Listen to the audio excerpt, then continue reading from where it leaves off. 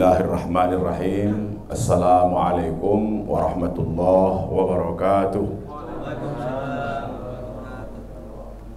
Alhamdulillahilladzi ja'ala Ramadhana syahrun mubarak wa syahrun azim.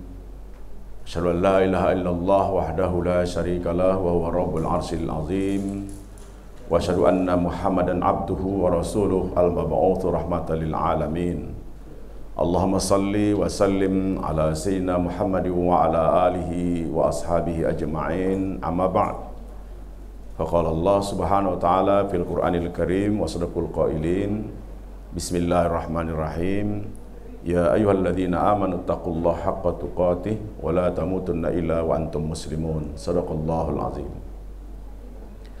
Yang sama kita muliakan dan kita hormati Bapak Rektor beserta para jajaran pembantu rektor, juga hadir abanganda kita Profesor Laut Hasibuan, para pimpinan-pimpinan unit dan seluruh sivitas akademika, pegawai, hadirin rahimakumullah. Alhamdulillah pada siang hari ini sebagaimana yang sudah diatur dan disusun dalam kegiatan Ramadan di kampus yang kita cintai ini, UMN Al-Wasliyah, setiap tahunnya mengadakan kajian-kajian Islam ba'da zuhur. Dan kebetulan alhamdulillah saya termasuk masih orang yang berkesempatan mengambil waktu untuk mengisi kegiatan tersebut. Semua ini adalah atas berkah dan karunia Allah Subhanahu wa taala, yang diantaranya doa-doa yang selalu kita mohonkan sebelum Ramadan itu datang. Allahumma barik lana Rajaba wa Sya'bana wa ballighna ila Ramadan. Ya Allah, berkahilah bulan Rajab dan bulan Sya'ban ini, temukanlah, sampaikanlah kami ke bulan Ramadan. Alhamdulillah masih kita ketemu dalam keadaan sehat walafiat, terlebih-lebih dalam dorongan dan motivasi iman yang tangguh, sehingga apapun yang menjadi kewajiban agama tetap bisa kita laksanakan. Insya Allah inilah besok modal yang akan kita hadapkan kepada Allah Subhanahu wa ta'ala. Kerinduan kita kepada baginda Rasulullah SAW seiring dengan ucapan salawat kepada beliau, Allahumma salli ala Sayyidina Muhammad wa ala ali Sayyidina Muhammad, Rasul yang menjadi uswah dan qudwah dalam kehidupan kita, dan betapa cintanya beliau kepada orang-orang yang beriman kepadanya. Kelak syafaatnya lah yang akan memudahkan nanti di saat pertanggungjawaban di hadapan Allah Subhanahu wa taala. Amin ya rabbal alamin.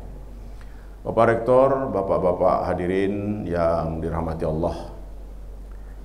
Pada siang hari ini kita senantiasa bersyukur kepada Allah bahwa kalau saya membuat satu perumpamaan, kita ini ibarat sebuah HP atau Android. Nomor yang sejak kita beli itu kita rawat dan kita pelihara, tak bergeser-geser. Saya tahu Pak Rektor ini walaupun nomor HP-nya banyak, tapi 011-nya tetap ada. Jadi saya sejak dulu udah tahu ini dipelihara terus. Iya, masing-masing kita punya nomor HP. Maka agak heran juga orang kalau ada tiba-tiba seminggu 3 kali ganti HP, bingung juga awak, ya kan? Nah, apa maksudnya? Bahwa kita ini adalah orang yang teregistrasi sebagai so'imin dan so'imat. Sejak kecil kita dilatih orang tua kita, kapan Ramadan datang, terus kita lakukan. Jadi nomor itu tidak berubah sebagai so'imin dan so'imat, sudah teregistrasi. Cuma faktor isi ulangnya saja. Kadang-kadang bisa HP itu pulsanya habis, ya terpaksa dicari dulu tempat counter pengisiannya, atau ada gangguan dan sebagainya. Tapi nomor itu juga. Ada orang barangkali dalam perjalanan hidupnya tiba-tiba sakit, kok nggak ada berita, sudah masuk rumah sakit dan sebagainya. Begitu sehat ada informasi lagi. Nah, kajian-kajian terhadap nilai Islam yang kita terima itu bagaikan Android atau HP kita yang selalu kita isi ulang dia. Kita isi ulang. Dengan diisi ulang itu tetap aktif, sinyalnya aktif. Dan itulah nilai dari sebuah kehidupan kita. Sehingga ketika kita aktif itu, kepekaan nilai-nilai rohaniah kita terhadap nilai-nilai agama yang diajarkan itu membangun sikap pribadi kita, terlebih datangnya bulan Ramadan ini. Maka oleh Tuan Sukri tadi mengatakan bahwa tema kita adalah Ramadan membangun kedisiplinan. Bapak Ibu hadirin rahimakumullah. Saya mau cerita sedikit. Satu ketika seorang wartawan Al Jazeera, itu kantor berita terkenal di Timur Tengah, ya, dia mewawancarai seorang mantan jenderal NATO. NATO itu aliansi Pakta Pertahanan Eropa, ya. Dalam wawancara itu ada yang menarik sebagai inspiring buat kita.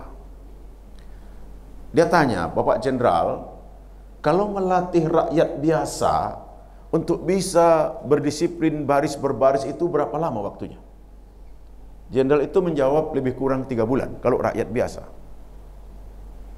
Lalu saya tanya lagi yang kedua, kalau misalnya ada orang yang sebaya, yang seusia, remaja, yang akan disiapkan untuk tenaga tertentu, misalnya untuk menjadi alat pengamanan tentara, polisi atau sebagaimana biasa yang dibutuhkan, itu kira-kira berapa lama melatih untuk baris berbaris?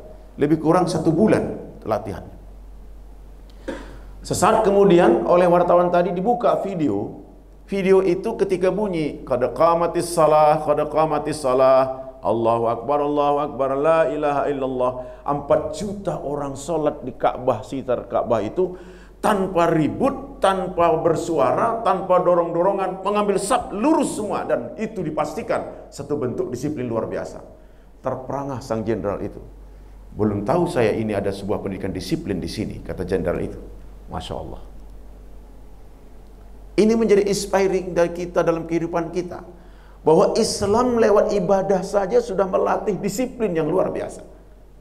Tadi kan sudah gitu qomat tadi, muazin kita qomat, yang di belakang pun ngambil posisi terus. Ya kan? Nggak ada itu bikin barisnya mencong, belok-belok, nggak ada. Ya harus sesuai dengan, dan bahkan seorang imam tadi sufufakum baina taswiyat sufu min tamis shalah, ngasih komando, luruskan saf, rapatkan, karena itu sebagian dari bentuk kesempurnaan salat. Sehingga kalau ditarik benang lurus itu tapak kaki kita lurus semua seperti itu. Tanpa sorong-sorongan, tanpa ribut, tahu dia ngambil posisi masing-masing, melatih disiplin yang luar biasa. Pertanyaannya, di mana bekas makna disiplin salat itu dalam aspek kehidupan kita? Inilah masih jadi tantangan bagi kita. Menjadi tantangan berat.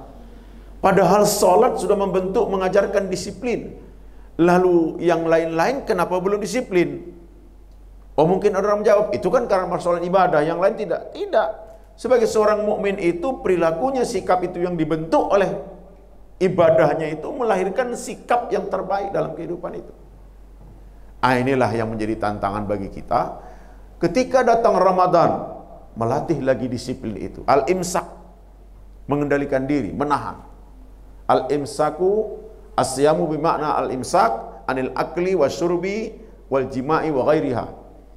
Kemampuan berdisiplin untuk tidak makan, tidak minum, hubungan suami istri, ya, dan selainnya sesuai dengan syarat-syarat yang diatur oleh agama dan syariat Islam. Nah, maka Ramadan datang juga kembali melatih disiplin itu, walaupun dalam setahun sekali. Kalau sholat pasti 5 kali sehari semalam. Pertanyaannya yang muncul dalam kehidupan kita, apakah puasa juga bisa mampu melahirkan karakter kita disiplin dalam semua aspek kehidupan kita? Masih dalam tantangan, juga belum. Apa yang belum itu kalau kita lihat dalam konsep kehidupan, dalam tuntunan agama kita? Apakah kita sudah mendisiplinkan diri dalam mengejar ilmu pengetahuan? Man arada dunya fa'alaihi bil ilmi wa man arada al akhirah fa'alaihi bil ilmi wa man aradahuma fa'alaihi bil ilmi. Kata Rasulullah, yang mau semata-mata dapat dunia pakai pengetahuan, yang mau akhirat pakai pengetahuan, yang mau dua-duanya pakai pengetahuan. Itu bentuk disiplin. Artinya kalau dia mau layak hidup di atas dunia ini, ya kejarlah pengetahuan ilmu keduniaan itu. Ya, kejarlah ilmu keduniaan itu. Begitu juga untuk persiapan akhirat, untuk menjadi orang yang baik, yang benar itu, ya harus dengan ilmu pengetahuan agama. Tak sedikit ada orang ketika rapat lewat jam sholatnya, ya, apa kata peserta rapat? Nanggung ketua, terlagilah kita tutup dulu rapat. Akhirnya zuhurnya 2 rakaat di 2 rakaat di waktu zuhur, 2 rakaat di waktu asar. Itu zuhurnya. Kenapa? Ilmu dunianya yang dapat. Tapi kalau ilmu akhiratnya dia jaga. As-salatu liwaktiha. Kata Rasulullah, ayul amal yahabbu ilallahi Rasulullah. Amal apa yang baik itu Rasulullah? Salat pada awal waktu, menjaga disiplin. Kembali seperti yang kita katakan di awal tadi. Dalam situasi apapun dia, menjaga orang sakit, ya waktu salat. Justru mungkin waktu salat dia mendoakan orang tua yang sedang sakit, didoakan makbul doanya, mempercepat kesembuhan orang tua yang sakit atau orang keluarga yang sakit itu. Kenapa harus larut menunggu orang yang sakit lalu salatnya ketinggalan? Aneh kan? Maka banyak aspek yang kita lihat membangun kedisiplinan itu. Ramadan termasuk. Bayangkan 30 hari awak menahan dari hal-hal yang membatalkan puasa, itu disiplin yang sangat tinggi sekali. Bukan sekedar hanya secara fisik, menahan makan, minum, dan lain sebagainya. Tapi mendisiplinkan hati ini pun cukup berat sekali. Cukup berat. Keluar awak dari rumah, elok-elok, istri cium tangan, walaupun tak sampai cium kening ya kan, kan gitu kan, cium tangan, babah pergi dulu, kata Ustaz Sukri gitu kan, anak-anaknya sudah, naiklah Honda, istilah kita di sini Honda ya, kereta ya, atau sepeda motor, tiba di lampu merah, udah jelas lampu merah, kita berhenti, ada orang yang nyelonong lewat, ada perasaan kita enggak itu? Ada Pak, macam jalan atuknya aja Pak katanya. Padahal kita puasa, berat nggak itu? Berat kan? Padahal dia, ya urusan dia lah, mau ditabrak orang itu urusan. Tapi kan kenapa hati kita itu kok ada masalah? Karena memang kita melihat orang yang melanggar itu tidak cocok menurut kita. Tapi ada perasaan, paling tidak, mana mungkin memuji kan? Paling tidak menimbulkan rasa ketidaksukaan. Ketidaksukaan inilah yang sulit kita perbaiki. Mestinya, ketika tadi sudah lampu merah kita jalan, kita kejar, kita nasihati dia, Bang, hati-hati Bang, ini abang kencang-kencang tadi, kita tengok, itu mendatangkan pahala. Tapi kalau, woi, jalan untuk kau tuh, enak aja kau melanggar, oh dia tambah dosa. Awak sedang puasa, di mana disiplin hati itu? Berat kan? Hanya persoalan kecil aja, persoalan kecil. Belum lagi kadang ibu-ibu tawar menawar mulai belanja ya, mulai berdagang ya, tawar menawar tak cocok, ya. Mau cepat kaya rupanya abang jual kok mahal kali. Berantam, jualan tak jadi jual beli, tapi maki-makian yang muncul. Apa yang terjadi? Puasa juga. Tak disiplin hati itu. Memang cukup berat. Makanya Rasulullah selalu mengajarkan bahwa hati itu ada riyadhahnya, ada latihannya. Apa latihannya? Ala bidzikrillahi tatmainnul qulub. Bukankah dengan mengingat Allah itu menenteramkan hati? Karena hati ini yang paling berat menjaganya, sangat luar biasa. Fil jasadi mudghatan idza salahat salahal jasadu kulluh wa idza fasadatil jasadu kulluh. Ala wahyal qalbu. Dalam diri manusia ada segumpal daging, kalau daging itu bagus, sikapnya, karakternya, perangainya akan bagus. Actionnya akan bagus. Tapi kalau itu jelek, buruk, negatif, maka dia akan memunculkan juga perbuatan-perbuatan sikap itu yang negatif. Apa yang negatif itu? Apa nama itu? SS ya, senang nengok orang, susah ya. Susah nengok orang, senang. Ya. Asal ada sedikit kelebihan orang, dia yang paling susah, nggak bisa tidur dia. Ya. Itu juga kalau ada orang susah, senang pula dia. Ya.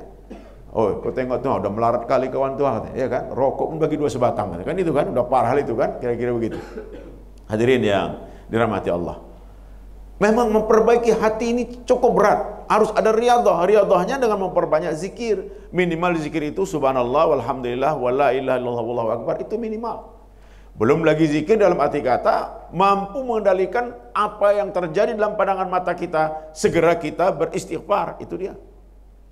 Jadi kalau tadi ada orang nyelonong lampu merah, tak hati kita membenci, tutup. Astaghfirullah. Terhapus. Aturan tadi marah, seuzonnya astaghfirullah. Selesai. Tapi kalau terus-menerus sampai ke kantor ceritakan, tadi aduh gila kali ya. Kenapa bang? Udah berhenti lampu merah, nyelonong aja, hampir dihajar sama mobil lain atau kereta lain. Siapa? Nggak tahu. Macam jalan atuknya, sampai ke kantor cerita itu dia, nggak siap-siap. Apa nggak bertambah hati itu yang makin tak terang tadi? Ya. Tapi dengan istighfar itu termasuk salah satu kunci membersihkan dari hati yang tidak tenang itu. Patutlah di bulan Ramadan ini sangat dianjurkan berbanyak istighfar. Bulan penuh dengan keampunan kepada Allah Subhanahu wa taala. Bapak Ibu hadirin rahimakumullah. Dari segi perilaku sosial, dari segi pendidikan, dari segi apa lagi? Dari segi muamalah kita juga. Apa itu muamalah? Diperkecil mubayaah, jual beli, transaksi, bisnis. Iya kan?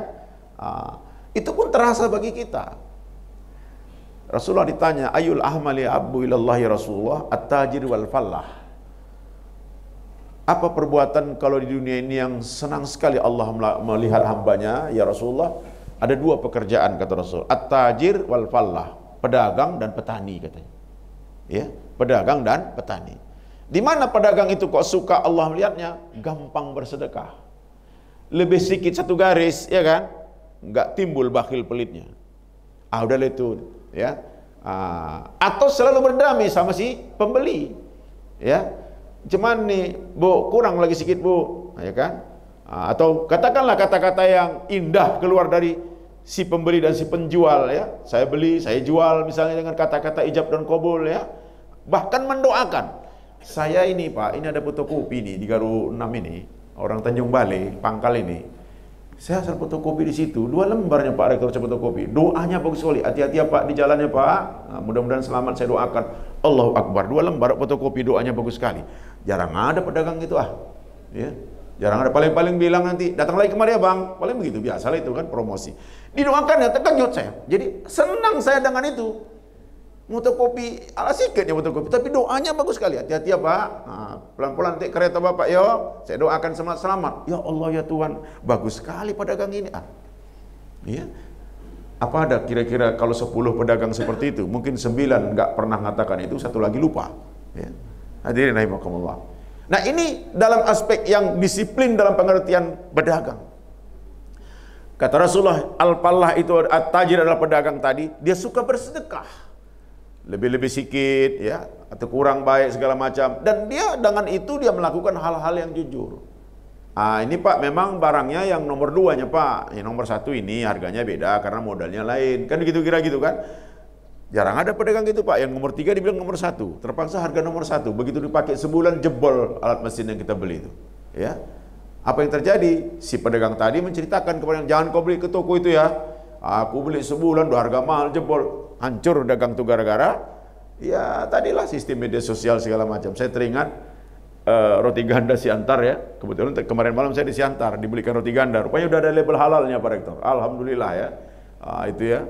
Dulu waktu dapat isu si Toke bilang ini dagang saya enggak untuk orang Islam, menyebar informasi itu Pak. Wah, habis Pak.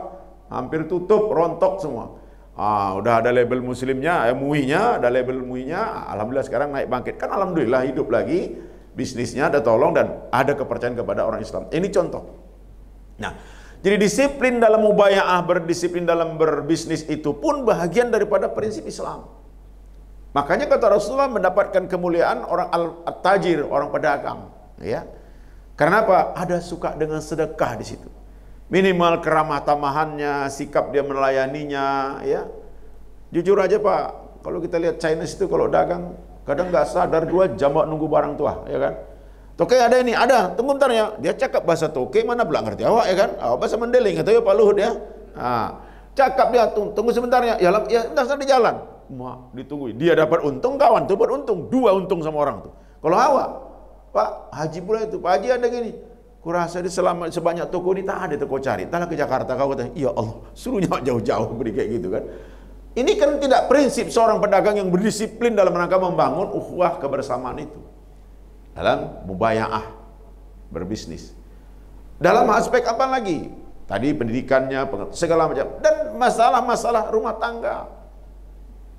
Sekali waktu saya pernah Pak lewat itu jembatan Amplas itu, sudut itu kan pengenalan agama ya. Kok macet ini arah dari saya Tanjung Berawa saya macet. Ada apa? Rupanya Pak mobil kereta parkir orang berperkara di pengadilan agama. Ya Allah. Tentu kita pasti dalam hati menjawab, bertanya dan menjawab, ini pasti kasus cerai ini. Nggak mungkin sana bagi-bagi THR kan. Pasti kasusnya betul Pak, macet. Saking banyaknya tak disiplinnya kehidupan rumah tangga. Problemnya ada di situ. kadang anaknya 2. Anehnya lagi Pak, Bu, ya, tengoklah itu, yang datang ke situ, cantik kurang cantik, waktu bersuami biasa-biasa aja, habis itu, waduh mah, nah, orang Jawa ngomong menyor-menyor lah orangnya ya, cantik ya, bawa anaknya 2 ya, pakainya necis gitu kan, ikut dalam sidang-sidang pengadilan, kan gitu kira-kira, tampilannya yang luar biasa. Kenapa bisa terjadi? Karena salah satu bentuk disiplin dalam pengertian rumah tangga itu sudah mulai rapuh dan sudah mulai lemah. Ya, inilah kadang-kadang yang kita lihat teknologi ini pun tak semua ada positifnya, ada juga sisi negatifnya. Ya, katanya kalau suami tidur HP-nya di bawah bantal, agak curiga itu istrinya itu. Ya, agak curiga katanya. Nggak tahulah curiga dicuri orang tak mungkin sama istrinya dia kan, itu macam-macam lah. Bapak Ibu hadirin rahimakumullah. Nah, yang kedua al-falah. Apa itu? Petani. Petani di mana kelebihannya? Bisnis petani dengan tingkat kesabarannya. Seekor ulat saja yang melekat di tumbuhan yang dia punya itu dia rawat, dia hilangkan. Belum gulmanya lagi, belum segala macam dia jaga, dan dia kesabaran nunggu panennya itu, disitulah luar biasa seorang petani, sehingga menjadi pekerjaan termulia di sisi Allah Subhanahu wa taala. Tapi jangan petani pengijon lah pula kan, belum panen padi itu dibayar duluan kan, itu kan. Hadirin rahimakumullah. Nah, banyak aspek yang perlu kita dirikan dan kita bangun kedisiplinan itu melalui media Ramadan ini. Ya. Media Ramadan. Coba kita lihat siapa sih yang mendorong bagaimana kita anak-anak yang kalau udah Ramadan ini ada orang tua sejauh manapun mudik ya. Di Jawa itu budaya mudik, kita pun kan biasa, cuma bahasanya tidak mudik, pulang kampung, pulkam, ya. Karena kecintaannya dia kepada orang tua, kalau masih ada, kalau tidak, saudara-saudaranya di kampung, itu menjadi kesan bahwa dia mendisiplinkan diri membangun ukhuwah. Padahal bisanya pakai video call, apalah payahnya, ya. Tapi tidak, dia harus hadir ke tempat di mana dilahirkan, itu memberikan kesan dan dorongan, mendisiplinkan dia cinta kepada keluarga orang yang di kampung itu, familinya, orang-orang jiran yang lama berkenalan sebagainya. Itu dia bangun dengan apa? Semangat ukhuwah itu. Ya, semangat ukhuwah. Jadi Bapak Ibu hadirin rahimakumullah, aspek sosialnya, aspek yang lain. Nah, yang terakhir adalah aspek pemimpin. Ini juga termasuk. Ya. Aspek pemimpin yang harus berdisiplin. Karena ada syarat-syarat imam. Apa boleh imam kalau bilang roh itu roh? Nggak boleh kan? Nggak fasih kan? Mesti fasih. Ya. Imam itu huruf-hurufnya hijaiyahnya harus fasih. Bekala dia panjang pendek untuk baca ayat itu terserah. Tapi fasihnya harus dilaksanakan. Dan imam itu menjadi nilai keteladanan. Tahu dia. Kalau ini makmumnya orang-orang yang banyak urusannya, ayatnya pendek-pendek. Tapi kalau misalnya makmumnya ini dia lihat orang-orang yang sudah lansia, ya dia baca pendek-pendek. Artinya apa? Dia menyesuaikan kondisinya. Kalau yang agak muda dia tahan berdiri lama supaya diperdengarkan bacaan lantunan yang enak didengar itu agak sedikit panjang. Boleh-boleh saja. Tapi yang namanya pemimpin itu punya syarat. Supaya apa? Mendisiplinkan diri kita mendapatkan pemimpin yang sesuai dengan apa yang kita inginkan. Apa yang menjadi tugas pemimpin. Jadi kalau pemimpin itu memang berat syaratnya, memenuhi syarat-syarat, apalagi pemimpin akademis ya, harus punya syarat ini segala macam. Nah, pemimpin di masyarakat juga seperti itu. Ini ntar lagi tahun-tahun demokrasi yang disebut dengan tahun politik ya. Waduh, nggak pernah berhenti media-media mainstream kita, televisi nasional menceritakan ada apa namanya yang kelompok A, kelompok B ya kan, macam-macam lah ya kan. Ada yang kir, ada yang kip, entah apa namanya kan, koalisi-koalisi, begitulah alunan politik negeri kita. Toh akhirnya bagi seorang muslim, seorang mukmin akan memilih pemimpin.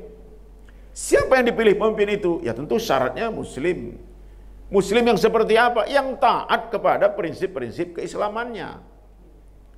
Tapi kalau muslimnya dari profilnya, perilakunya tidak taat dalam perilaku kesehariannya, dia nyatakan muslim, itu belum memenuhi syarat dalam prinsip muslim yang baik sebagai seorang pemimpin. Masa hanya karena dia ziarah ke kubur baru pakai kerudung, ya kan? Masanya untuk bikin baliho besar-besar baru pakai kerudung, lain waktu tidak. Padahal dia muslim kan atau muslimah. belum memenuhi syarat dalam pandangan seorang muslim yang baik menjadi pemimpin. Dia harus pada dirinya tegakkan dulu prinsip-prinsip dia seorang muslim. Itu kewajiban kita milih yang terpenuhinya syarat-syarat seorang muslim. Nah, ini termasuk bagian disiplin kita sehingga kita akan mendapatkan nilai terbaik di dalam menjalankan tugas kepemimpinannya itu. Bapak Ibu hadirin rahimakumullah. Di zaman Rasulullah SAW banyak pemimpin yang dikirim Rasul menjadi gubernur, menjadi utusan, menjumpai raja-raja yang belum muslim pada waktu itu. Orang-orang pilihan. Ya, orang-orang pilihan. Salah satu di antaranya dikirimlah Mu'az bin Jabal ke Yaman. Waktu beliau diberikan amanah oleh Rasulullah SAW, ditanya, "Wahai Mu'az, kalau nanti Anda menjadi gubernur di Yaman, pemimpin di sana, bagaimana Anda menetapkan hukum itu?" "Saya kembali kepada kitabullah." "Ya," kata Rasulullah. "Kalau sudah itu tidak ada di dalam Al-Quran gimana?" "Saya kembali kepada sunnah Rasulullah." "Kalau itu juga tidak kamu temukan bagaimana?" "Fa'ajtahidu wala alu." "Aku berijtihad dan tidak akan keluar dari sikap ijtihadku." Ya. Jadi sikap ijtihad itu putusan hukum, tidak dia langgar. Lah ini dibuat edaran, pejabat PNS nggak boleh buka bersama. Lah buka koalisi hadir semua. Kan gimana itu? Ya. Nah, jadi dia ketika sudah membuat keputusan dia dihargai, dia laksanakan, tidak dilanggar. Itu contoh Mu'az bin Jabal. "Fa'ajtahidu wala alu." Aku akan berijtihad putusan itu dan aku tidak akan keluar dari putusan yang kuputuskan itu. Itulah salah satu syarat seorang pemimpin. Komitmen dia yang membawa putusan itu, dia memberikan contoh yang paling awal. Nah, Bapak Ibu hadirin rahimakumullah, inilah bagian yang kita dapatkan hikmah ketika bulan Ramadan datang, membangun karakter seorang yang berdisiplin dalam semua aspek kehidupan. Dan andai kata semua individu muslim itu memberlakukan itu, tak sulit lagi seperti sholat tadi. Tak sulit. Tak sulit. Bayangkanlah, hanya qomat hitungan dari beberapa detik, berbaris, rata, rapi, menyatu dia, ikut ruku, ikut sujud, patuh pada pimpinan. Ya, ini yang coba kita jabarkan dalam semua aspek, semampu kita, sebisa kita. Kalau kita membeli sesuatu kepada seorang muslim, apa yang terbayang sama dia? Kalau dia berdagang, pasti satu ketika ada disisihkannya infaknya, sedekahnya untuk masjidkah, anak yatimkah. Paling tidak kalau tak bayar zakat mal dia, zakat fitrah dibayarnya. Kenapa? Ada keuntungan ketika kita berbisnis dengan pedagang muslim. Coba non muslim, di mana pula ada infak, sedekah, zakat fitrahnya. Tertolong dia, awak pun mendapatkan bahagian nikmat daripada kebaikan orang yang kita tolong itu. Ya. Nah, ini contohnya. Sehingga rasa bangga kita memiliki kesempatan berbuat baik melalui sistem mubaya'ah, transaksi dagang sebagainya, sesama muslim saja sudah bentuk disiplin keislaman yang baik. Ya mungkin promosi bisalah, sana murah, sini murah, biar sedikit mahal, tapi kita yakin di balik itu ada kesempatan dia untuk berbagi kepada kemaslahatan umat Islam.